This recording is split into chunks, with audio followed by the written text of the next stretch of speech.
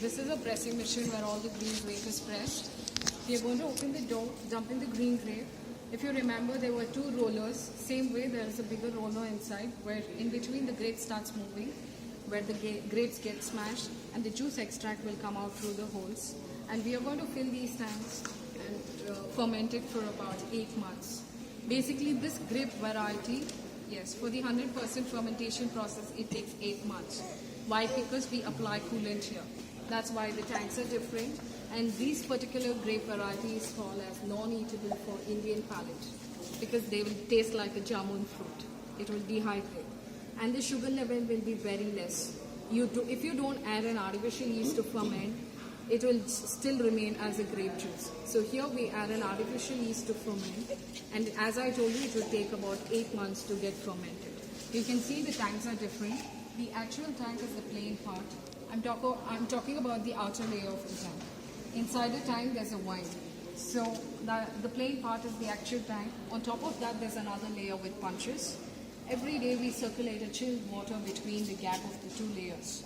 Since it is punched, because of the pressure, the water starts moving, where you get more pressure. So the wine which is in the actual tank starts absorbing the cool temperature. After the 8 months of fermentation process, and here every day as the other wine we keep circulating them, and we keep changing the tanks every 15 days once.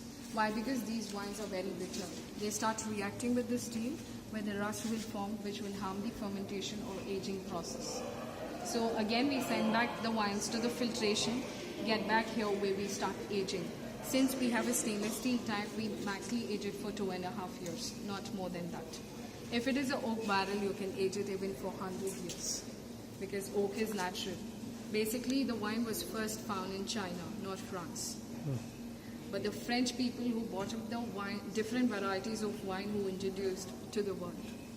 And basically, in those ancient days, they tried making wine with different varieties of wood.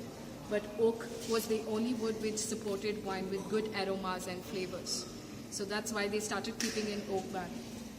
And most of the old bottles, they have the wooden cork. Those are made out of oak barrel. But nowadays, it is coming out with the wall of the walnut. Basically, when that is a wood, it is kind of a sponge wood. They make more of the corks out of walnut.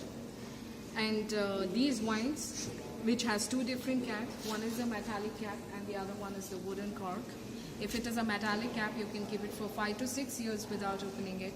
If it is a wooden cork, you can keep it for 10 to 12 years without opening it. As I told you, store them outside. Say if you're having the wine today evening, same day morning or previous night, keep them in the fridge to make it chill and consume it. But these wines, once you open, you have to finish them within 3 days, which is 72 hours. Why? Because it will get oxidized again. But in Indian brand, if you're just 2 people, instead of buying a bigger bottle, you can go for a smaller bottle and finish them within 3 days. But in foreign brand, you find only a liter bottle and a full bottle. Those wines are very expensive. Maybe a bottle, it would cost you about 5,000 or 10,000. So if you're just 2, you can't finish that. According to Indian palate and according to my analyzation, you can't finish the whole bottle. They are very harsh. So what you do, say if you finish the half bottle, the remaining half, don't leave it on the same bottle. Take another leaf glass bottle, which is small in size.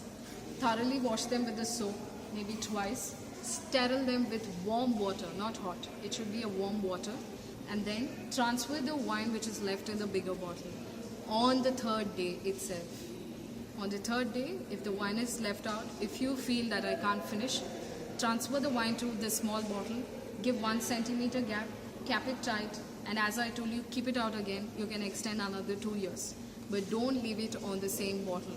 Why? Because there will be an equal proportion of oxygen and the wine, where it will get oxidized very soon. And if it is a wooden cork bottle, don't keep the bottle straight, it should be kept horizontal. Why? Because cork is a wood, it starts drying. It has life like us, it starts drying if there's no food. So when you keep it horizontal, whatever the wine is there in the bottle, keep touching the wood. It will be moist, oxygen will not enter, it will not harm the wine. And one more thing, once the cork is open, don't reinsert it. It's a wrong technique. As I told you, if the wine is left out, transfer the wine to another bottle. Only white wines are served chilled, maybe in 10 or 12 degrees, For the red wines, you can have it in a normal temperature, but not the temperature which we are in, maybe 18 to 20 degrees.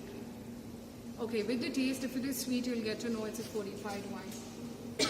And if it is bitter, it's a dry wine. But how would you identify when you go for a shop before you purchase? Basically, a dry wine will have a brand name. Below that, there will be a grape variety name, or the place name where the grape is grown, or a logo of the country where the grape is grown. Excuse me. And below that, there will be a vintage. Example, in my sweet wine, it is mentioned as Heritage 2000. 2000, it's just a brand name, it's not a vintage. So vintage will always be mentioned in a small number. So dry wine would have a very small year. So that indicates it's a dry wine. And the alcohol level will be below 14%. That wine is indicated as a dry wine. If any wine which exceeds more than 14%, and it says it's a fortified wine. And a fortified wine will just have a brand name, and below that they will, some wines they mention it as fortified, but some they don't. Don't get confused. Reverse the bottle, not upside down, just a reverse. Look at the alcohol percentage. If it is above 14%, then it is added alcohol and sugar. And they will mention it as an ingredient. In that, there will be a fermented grape juice, sugar, ENA, and sulfate. So that indicates it's a sweet wine. So this is how you identify when you purchase a bottle. And when you're purchasing a bottle, I would say, if it is a dry wine, I would say it is 10 years aged wine. But how will you identify it? The front vintage which I told you, which is on the smaller number, say it is 2010.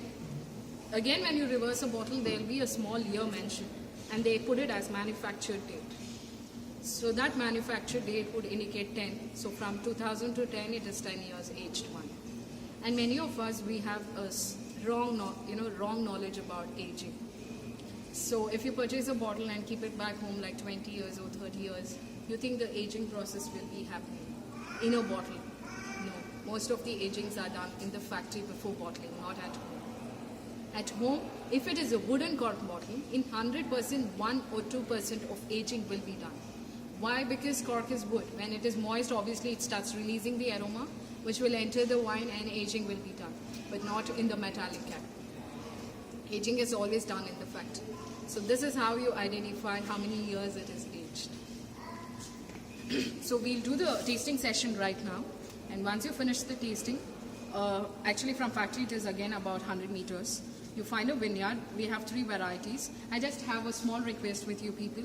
Please don't try to pluck the fruit or touch them. They are very sensitive. The pesticides would spread over.